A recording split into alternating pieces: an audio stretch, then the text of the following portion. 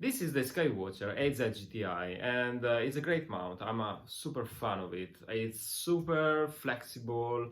You can use it in Altas as is intended for, but you can also put the equatorial firmware and you can use it for deep sky astrophotography of an latitude base, and it performs great. Now, it's affordable, it's fully computerized, you can use it, you can use GoTo, you can control with Easy Air, you can control from your phone, Wi-Fi, you can use EQ mode cable, you can use the SynScan hand controller, it can control your DSLR with Snap port. It's great. It's a great little package, but people tend to turn this mount in something that is not. This is not a mount that has been taught and built for serious deep sky astrophotography. And by serious, I don't mean the passion you put on the hobby. I mean the type of pro-graded instrument you can mount on this mount. For lightweight astrophotography, it's great. I use it with EvoGuide 50ED as an imaging scope, guided, not guided. I use with Samyang 135 f2. I use it with the Celestron C5 reduced for deep sky astrophotography.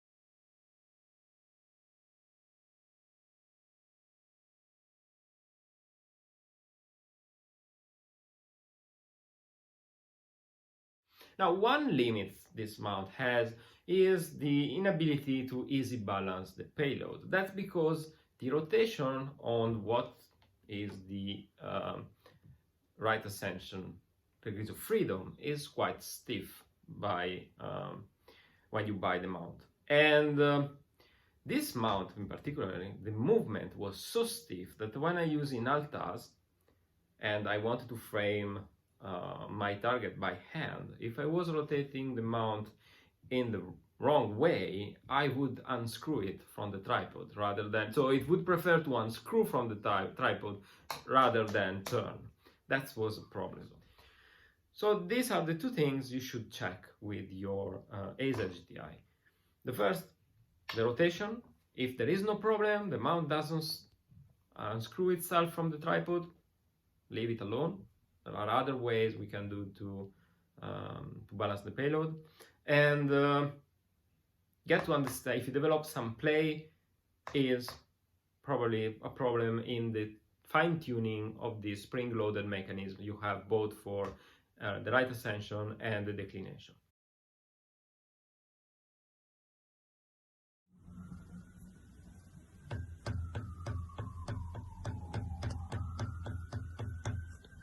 The last thing I want to say before enter into the video is that when people watch instructional videos, they tend to play along. So if I were starting now my video and say, okay, I show you how to remove this cover, that's fairly easy.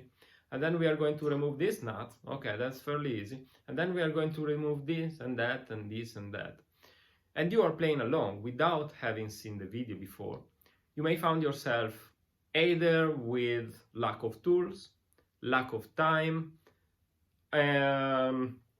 maybe in a place where you are not really comfortable with. And so to avoid this, to force you to see the video before starting disassembling your mount, I start the video with the mount already completely teared down. We start with nothing more than the base screwed on my latitude base. Okay, so this is the bottom of my Az-GTI. You see it's clamped to the tripod, and the black ring is a friction pad. This is part of the clutch assembly for the azimuth or right ascension. when you engage the clutch, the ring gear is pressed against this friction pad, and it will be stuck and will become one piece with the bottom of the mount because of friction, so that when you turn the motor on, the motor is forced to rotate around this ring gear that is stuck in place, and that will make the whole mount move side to side. So from this point on, we start to rebuild the Az-GTI, and the first thing we are going to do is to insert this ring gear, and we move from there. Okay, so you can see that I put grease on the teeth, mainly on the inner part of the ring gear assembly, and now we're going to slide it in place like so. So now we have the grease all around the teeth of this ring gear.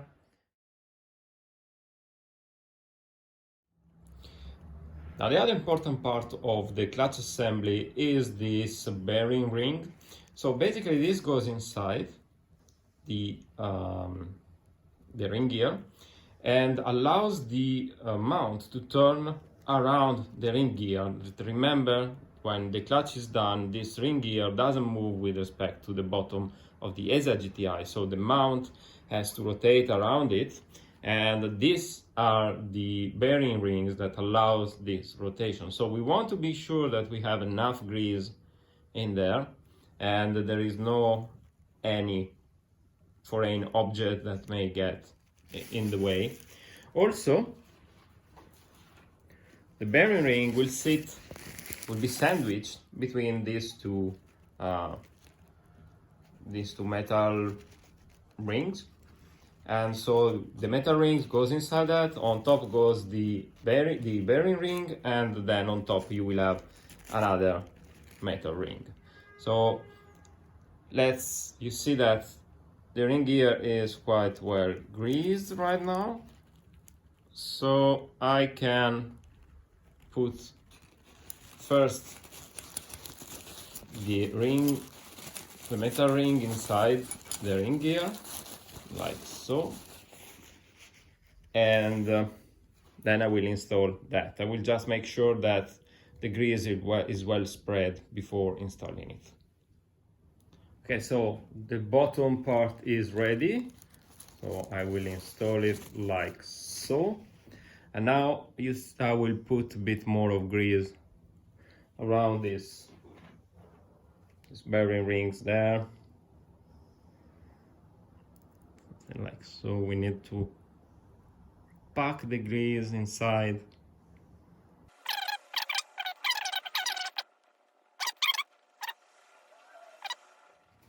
And now I can close this. There's enough grease underneath, so I can put it in place, check that everything is rotating properly. Okay, so now the mount is, well, the clutch assembly is greased and is completed. All we need to do is to take this part here, the mount, the body of the mount, and slide it over. Now you may need to pull back on the motor assembly that is spring loaded, as you can see here, in order to allow for the worm gear and the motor assembly to engage with the ring gear. So let's have a look. Slide it here, pull back on the motor, and there you have it. Okay, so the mount is now sitting on the base.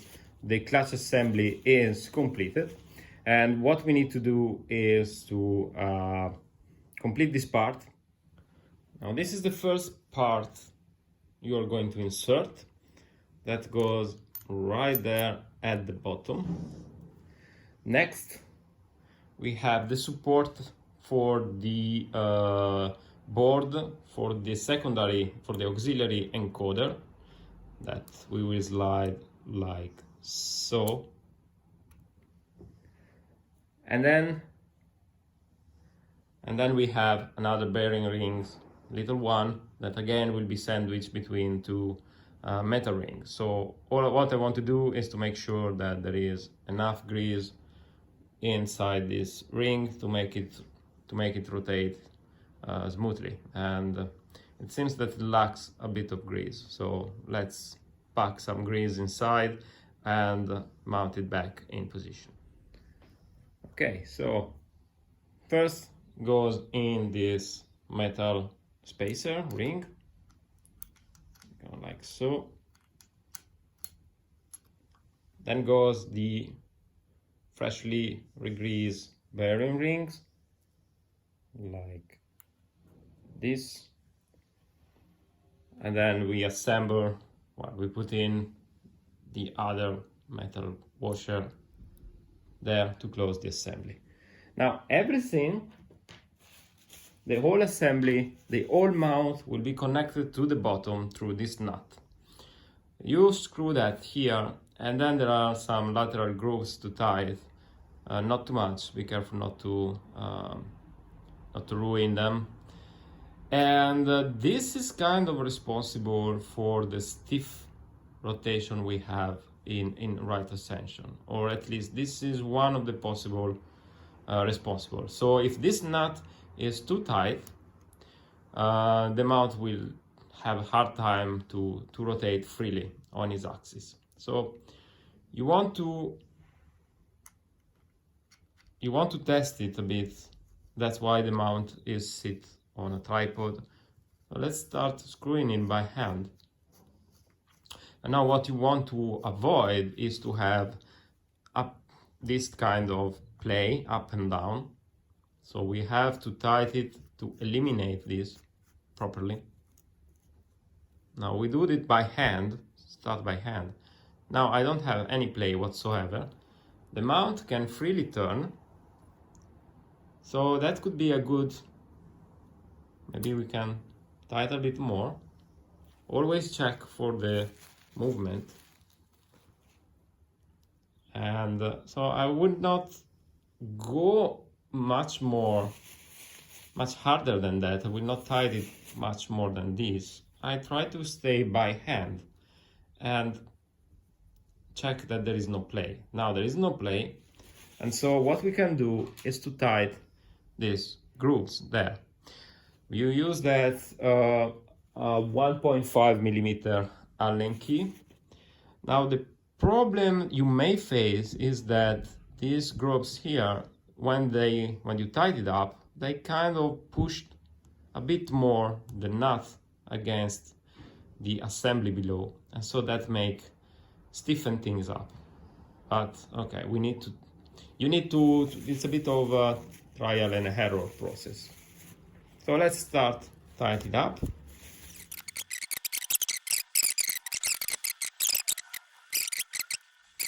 I feel the mount is stiff already, but okay, it seems that is working properly. There is no tight spot. The clutch is fully released, so can kind of rotate. You see here it starts to get back with the problem. So maybe what I will do is to play a bit with the tension of the grabs and the amount of tightness of this bolt. See if I can improve the situation. If you want to use tools in order to manipulate this, you can use this nut. You can use two Allen's key and work their way like this way, and you see that you can easily untie or tie up the nut. Okay, so this is now, I have tuned the strength of this nut. The mount can rotate rather freely, not completely. I have still here a tight spot, but I prefer to have that rather than have it too loose and develop some play. Now let me discuss a little bit what happened here with the motor. So the motor is spring loaded, so the whole motor assembly is spring-loaded, you can see that I can pull it back and forth. This will affect the meshing of the worm gear with the ring gear that is below there. So before continuing this video, I think it's best to clarify what worm gear and ring gear are. So this animation has this intent, and you see up here the top guy is what I call the worm gear.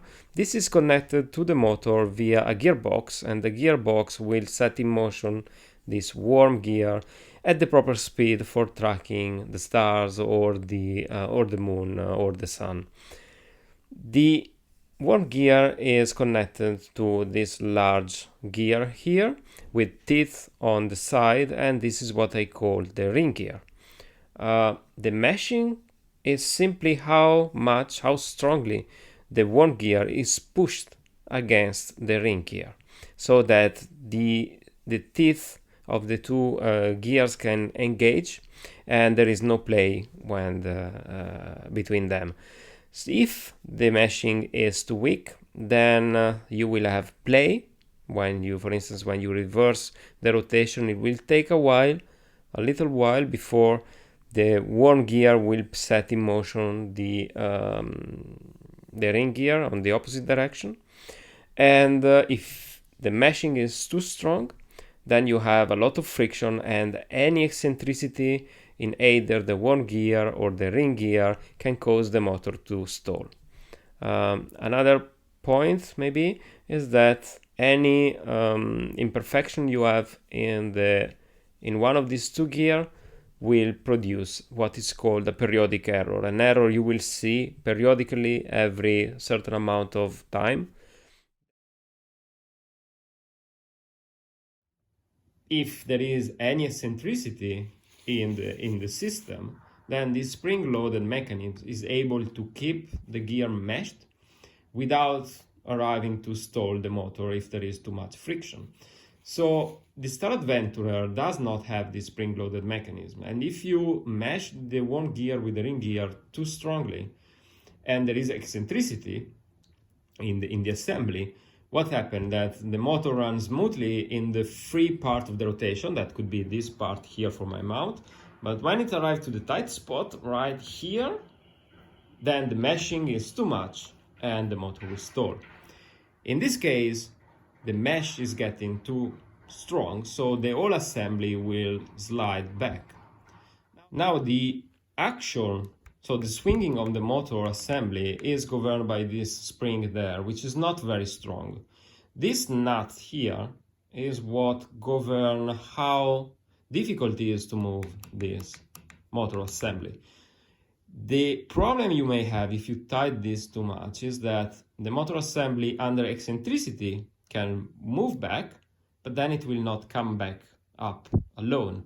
So when you do this, see how much play you have. I am not trying to push the mount to rotate. The clutch is undone, so it is really just a problem of meshing because you have tightened this bolt too much.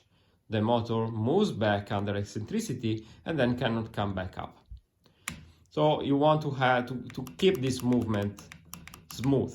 Now, when the two gears are well meshed, you see there is no, even if the clutch is undone, there is no play whatsoever. Now the clutch mechanism is there. We have this type of bolt, which is not very strong.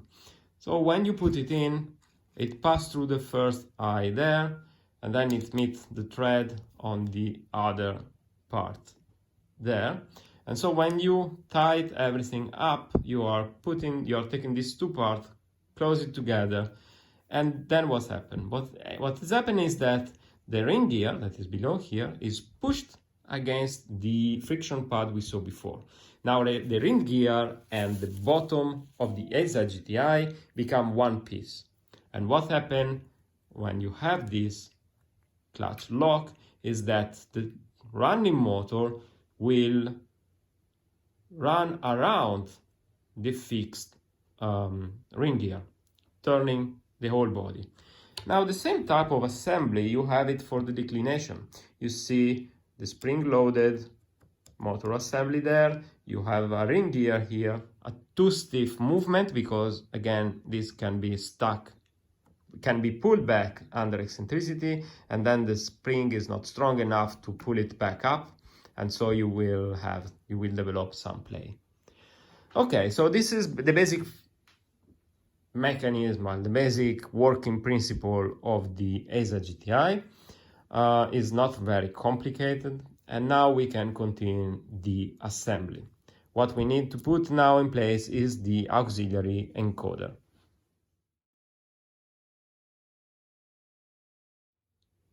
Okay, this is the auxiliary encoder. You see is a plastic disc with some fine grid, and this rotates with the right ascension of the mount, and then you have this circuit here that reads the amount of rotation and the speed. So you sandwich like this. Now the problem is that for me at least, I have this problem here, a wire disconnected, so it will not work. But actually I never ever use the secondary encoder, the auxiliary encoder, because there is a primary encoder here in the motor and there, and that's enough for most use. So there is the option that is not activated by default in SimScan Pro application to use the auxiliary encoder. I don't use it for my planetary work, and when I use it in equatorial mode, I don't think the ASI-Air or any other program will bother using the secondary encoder, the auxiliary encoder. So the fact that I had this broken, it doesn't worry me too much. It doesn't really prevent a good working, it doesn't really prevent the Az-GTI to properly work. Okay, so mind that there is an orientation, because here you have some grooves for the head of the screw. So let's put it back. Let's be careful not to pinch any cable. And now we have this little Phillips screw. We can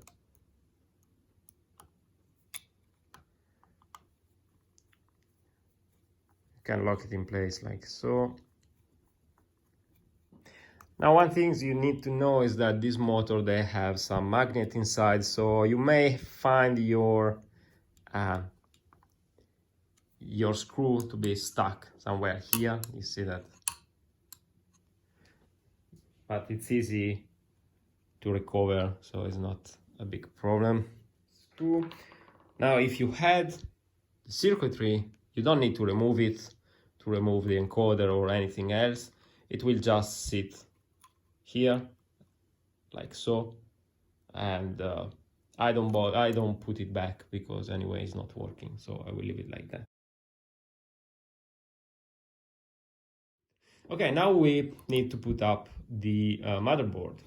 So the motherboard is screwed on top of this plastic support that you may remove first the motherboard from the support, and then the support to access the auxiliary encoder assembly. I don't really bother to do that. So now there are two bolts, two Phillips screw again. They have the same length, so it doesn't really matter which one. There is no an order or a particular position. So okay, so you have one screw there and the other screw is down there.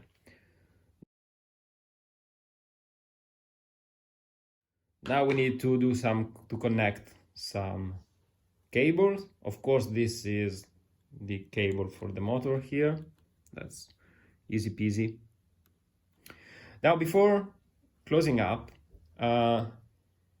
if you develop some play, you need to work this part here of the Az-GTI. So you don't need to disconnect everything, just to remove the cover, disconnect the cable here that goes on this big connector and the little one there, so that you are sure you don't break, you don't destroy the cables, and then you work to fix whatever problem is in this spring-loaded mechanism. Now we can remove the tape I put to have this cable out of the way.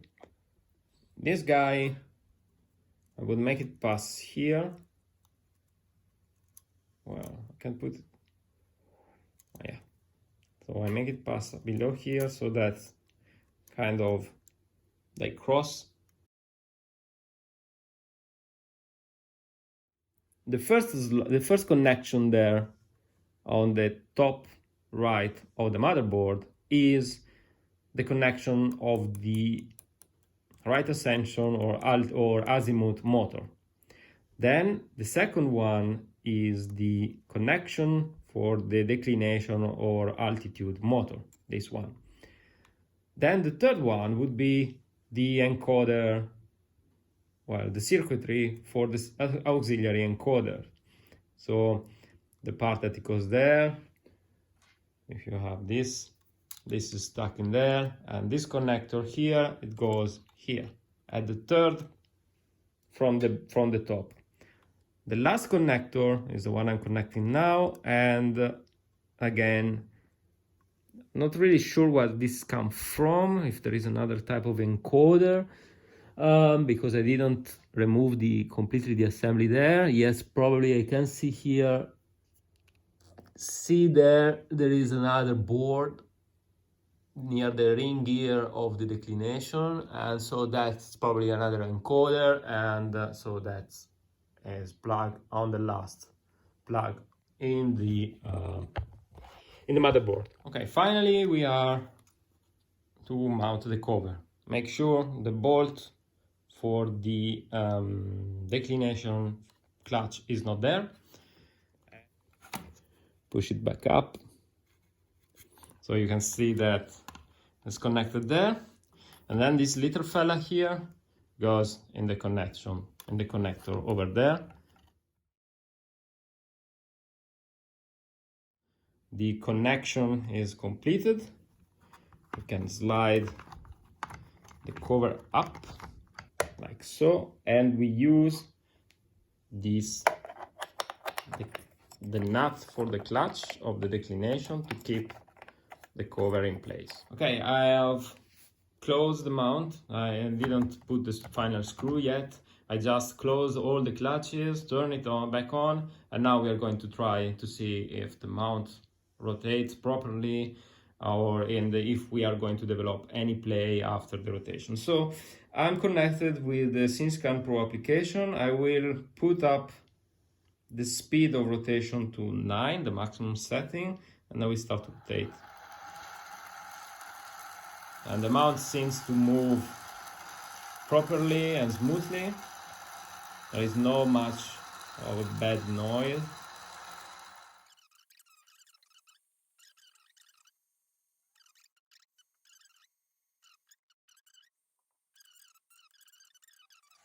Okay, it seems that everything works properly, and so it's time to finally put back the screw.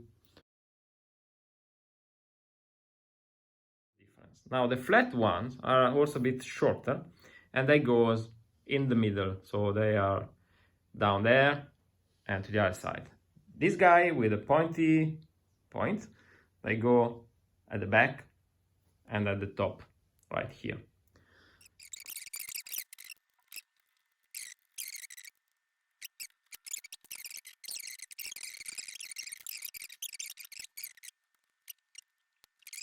Okay, now there is not much else to do except cleaning. We use a lot of grease. Your hand may be greasy, and so yes, you can put some of this product to the grease on a piece of paper, and then just wipe off the grease from your mount. Okay, so it seems that now everything is clean. Now, if you're wondering what this is and why you don't have it on your mount, this is just a quad lock wall mount that I stuck on the cover of the Az-GTI. And the idea is that I use my Easy Air to control it, and I have the wall mount and the universal attachment from quad lock, and if I want I can put the Easy Air right here. When you are out and about in the field, what I suggest you is set up your mount and then lock all the clutch and try to look for play like this in the declination, and in particular in the right ascension or the azimuth, depending. So you don't really need to move everything like crazy. Just gently wiggle the mount, and you should not feel any play. If you have some play, the problem is, as I said many times, the spring-loaded mechanism that keeps the motor assembly meshed with the gear, with the ring gear. So I suggest that when you go, particularly if you go in location, you have some tools with you, and not many people mention that, to have tools with you to fix problems. So a small Phillips screwdriver to remove the cover, a small flathead screwdriver to start tweaking the screw for the spring-loaded mechanism, a pair of pliers in order to rotate, to play also with the nut, that is, so the screw and the nuts, they work together to set the strength of the spring-loaded mechanism. And so with that you can eventually fix any play you may find in the field. If you want to balance this mount, there are ways to do, and maybe you should mark really to do it on a table once, put the different gear, the different equipment, and mark on the shaft the position of the counterweight for the different instrument. And it's just that easy. You know that where I have the red mark is because I want to balance a Samyang 135. Where I have the blue mark is because I want to balance my Celestron C5. Where I have the black mark is for my Evo Guide 50ED. And you don't really need to have the most free rotation ever. There is no problem for a little bit of tight spot when you track this guy, so the motor can easily overcome it. Don't go nuts with it. Take this mount for what it is. It's a great portable mount. It's affordable. It's a entry-level mount. You can push it quite a bit, do great astrophotography with it, and enjoy it.